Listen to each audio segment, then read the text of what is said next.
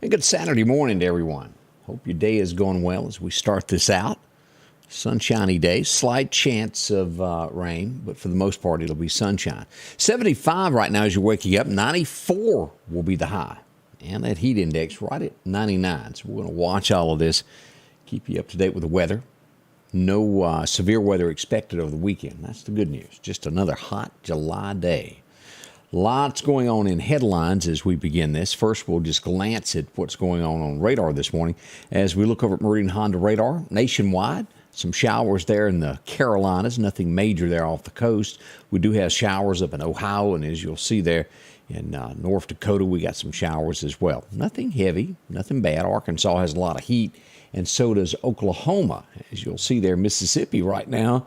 In Alabama, we have no heat advisories out. But we're going to be at that 100 mark regardless. A few showers there south of Dublin, Georgia. Nothing major, though. That's the good news with the forecast as we begin this day. Well, how are you? I see a lot of folks starting to stir now, get up and moving around. Glad to see you here.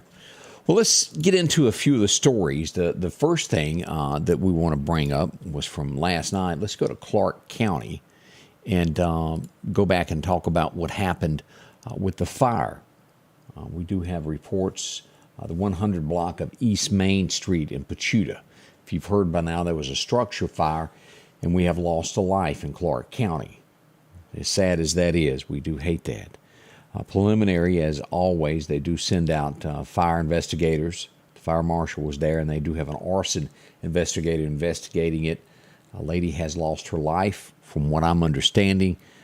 I'm being told that she may have been bedridden. We pass along condolences to the family, as this is an ongoing investigation, as always, when a loss of life happens. There in Pachuta, if you're just tuning in on that, we did lose a life yesterday. How tragic that is. We, again, pass along condolences with that. More to follow on that as we get details on that. Good morning, Donna Sims. I see you're up today. Kathy Allman, Cindy Skipper watching from Sugarlock. Angela, how are you? I see a bunch of y'all moving around now.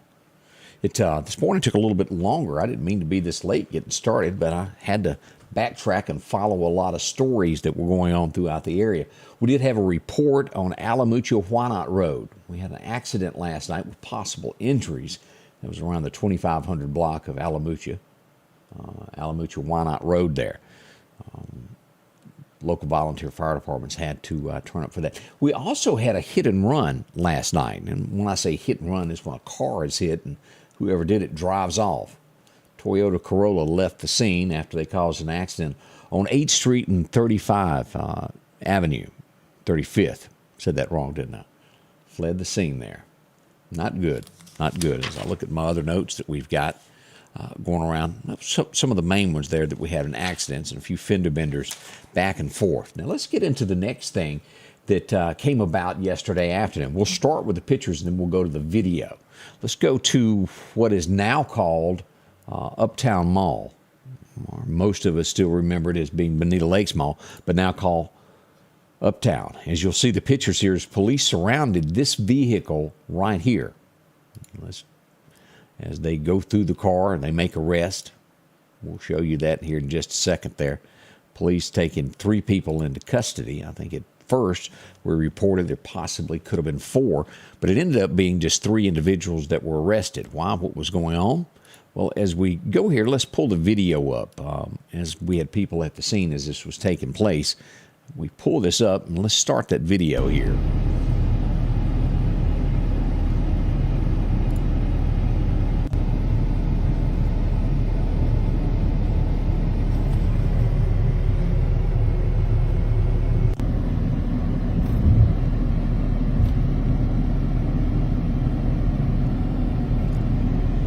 Now, as you can see, I have to say that a boy to the Meridian Police Department. They were on this fast. They were on the scene. It was almost like that. Y'all remember that scene from Beverly Hillbillies where Miss Jane timed the Beverly Hills Police Department?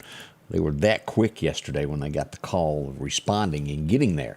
Now, as we dig deeper into the stories, a man was in the restroom there at the food court. There was a lot of questions to me when I first got that. As I said, a robbery at food court. I left it at that. That is what we knew at that time. As we got more details on this, a gentleman had gone to the bathroom. While he was in there, 3 individuals attempted to rob him. He called police. At the end of the day, he did know who they were. Now, it doesn't matter whether he knew them or not. They were there to rob. Could have been you. Could have been anyone. He happened to be the person there. Police, as they fled the building, they attempted to leave Bonita Lakes or Uptown Mall. They didn't get away. Security was all over it. They knew the tag number, knew which way they went, and police were able to get there. Now, after they made the arrest, it would be roughly, maybe an hour, 45 minutes. It could have been 30 minutes. A person getting into their vehicle noticed, it was guns. They called the police department, or rather 911, and said, hey, I found guns in front of my car in the parking lot. They waited till police arrived and they recovered.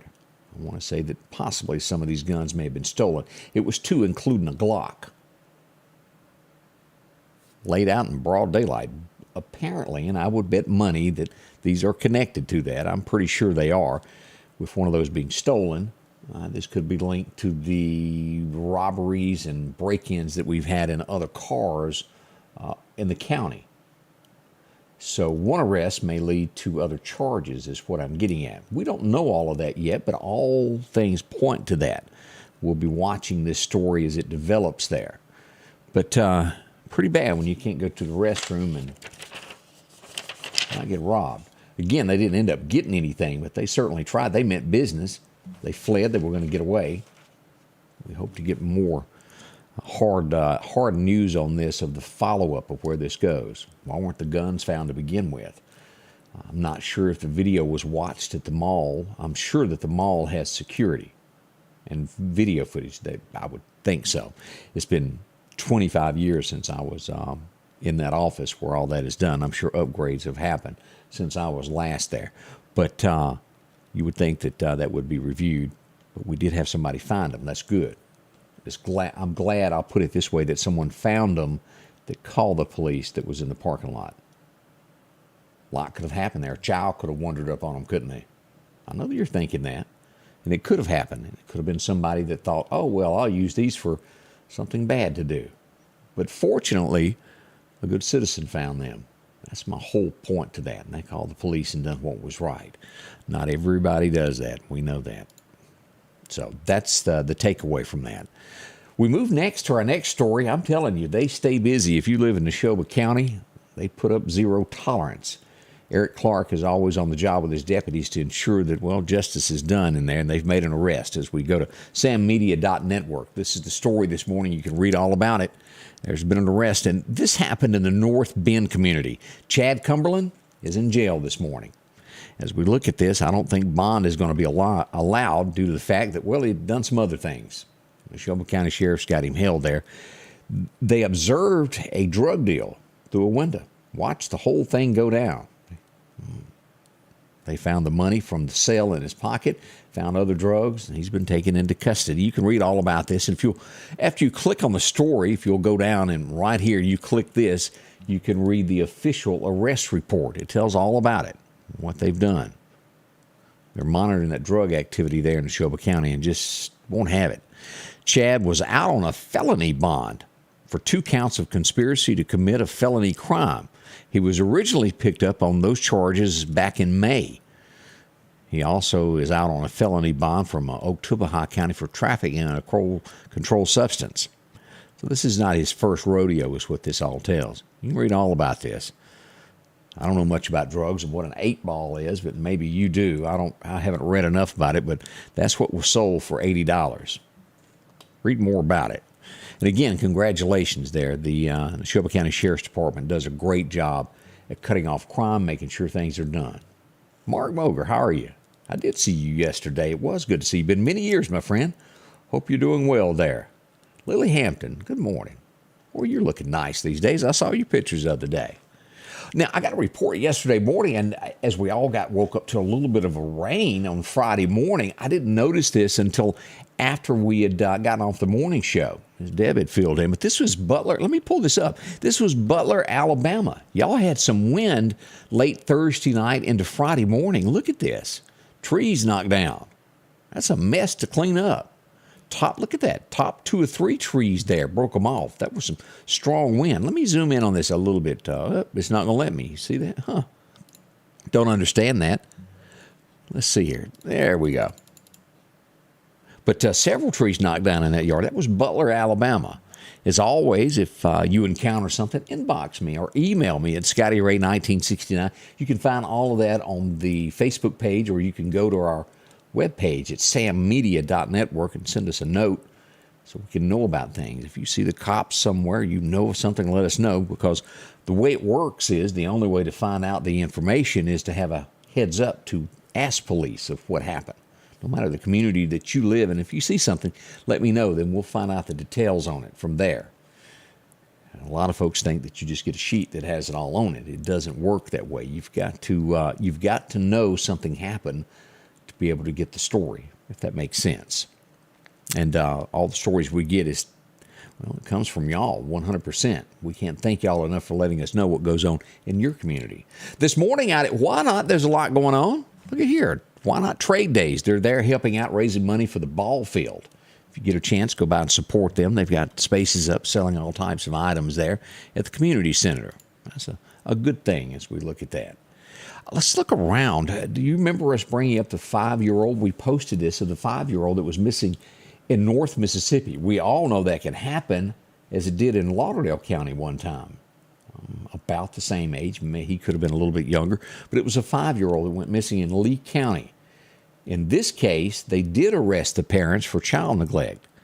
They dug deeper into this. Mom and dad doing some things they shouldn't have been doing. They've also been charged with meth. Child's been taken into child services. And things like that worry you, I know, of someone who is blessed to have a child and let things like this happen while you have other parents who would give anything to have a child who don't. Let's wish the best for this child. We'll see where this goes, and maybe we'll get details on this later as to the outcome of this. Jackson, and I urge anybody watching from Meridian on the city council, Jimmy Smith, if you're up, I hope you see this. Jackson finally, and this took forever after how many deaths? Now, this doesn't, what I'm fixing to read you, doesn't mean that this is going to stop deaths in Jackson, Mississippi. But it does start to show that, well, maybe our liberal ways aren't everything, that we are to hold people accountable. And that's what's happening in Jackson finally a little bit. Maybe this will deter, maybe it won't.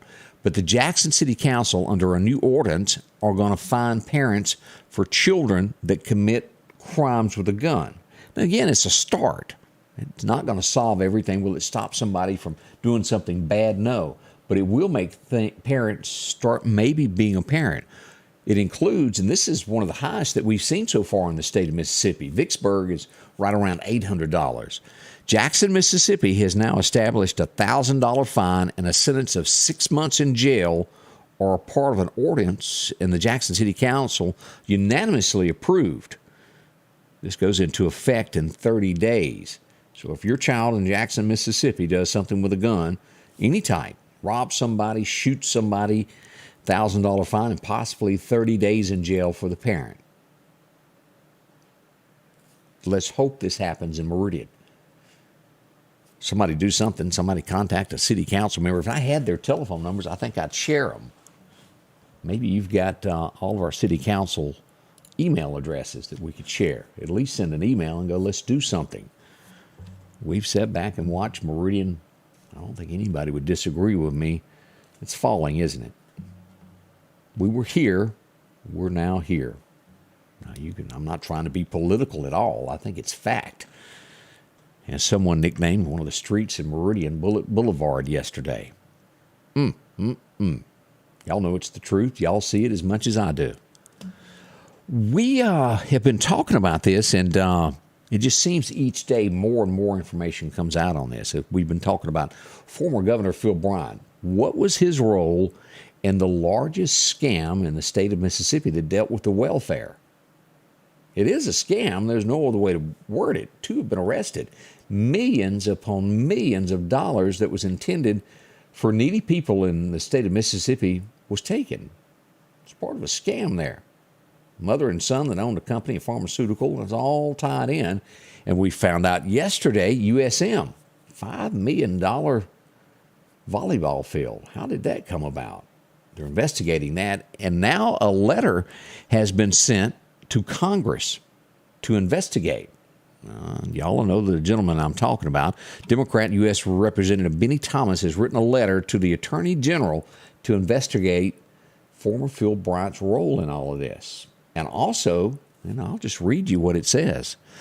This is actually a quote. The gross misuse of welfare grant, in parentheses, dollars, must be reviewed of former Governor Phil Bryant's involvement, Thomas wrote. Such an investigation should also examine the activity of retired NFL quarterback Brett Favre and how his actions were aided by the governor.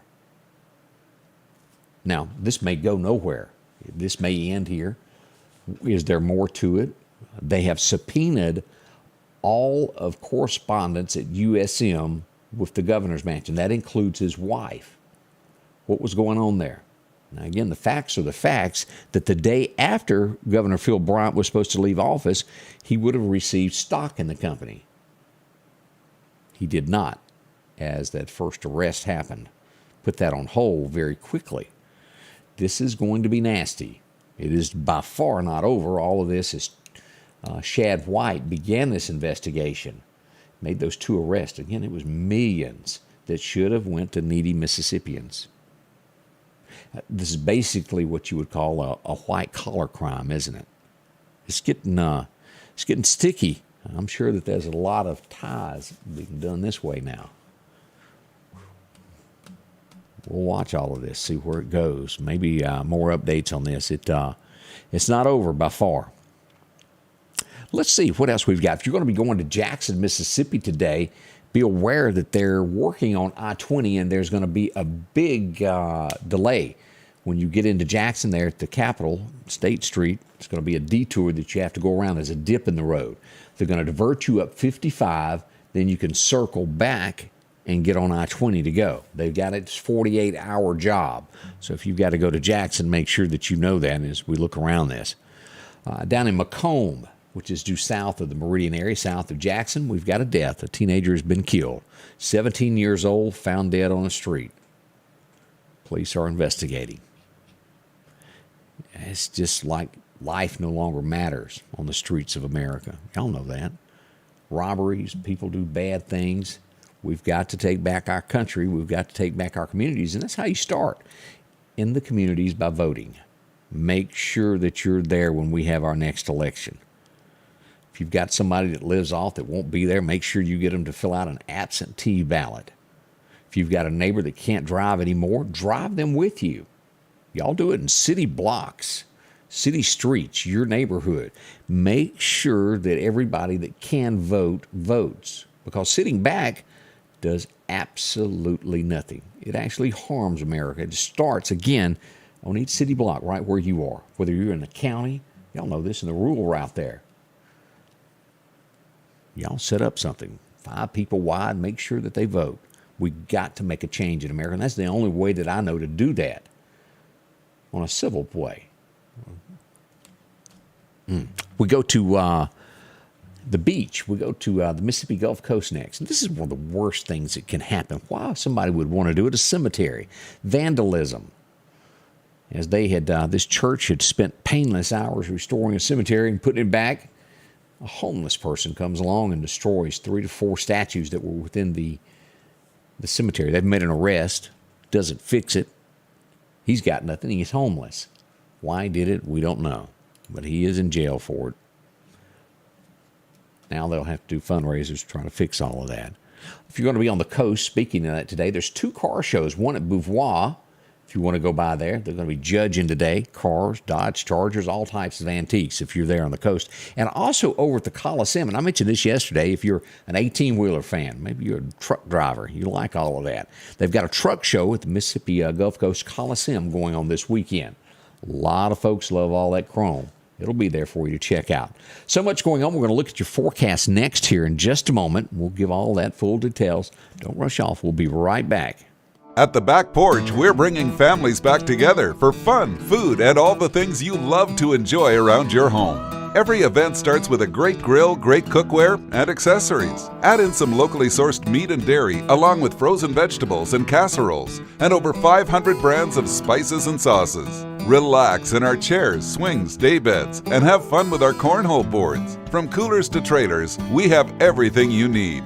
When you see the big chair, you've made it to the Back Porch.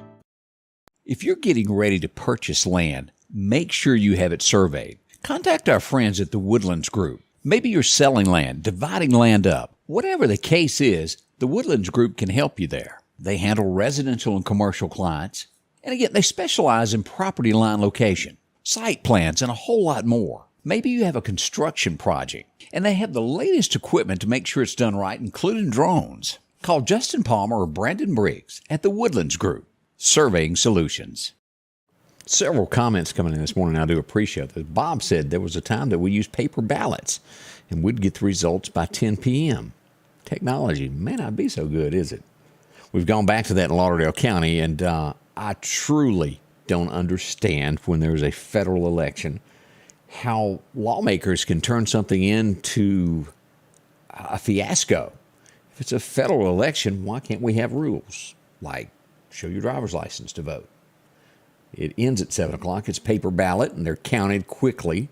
You have X amount of days to vote if you're going to be out of town. It's simple. It's really not that hard. It could apply in all 50 states. It really could. But there's people that, well, don't want that, do they? As Dawn points out, no respect for the dead as people destroy things in cemeteries. It is. That's true. Rachel, how are you doing over in Tuscaloosa, Alabama this morning? Glad to see you watching us there.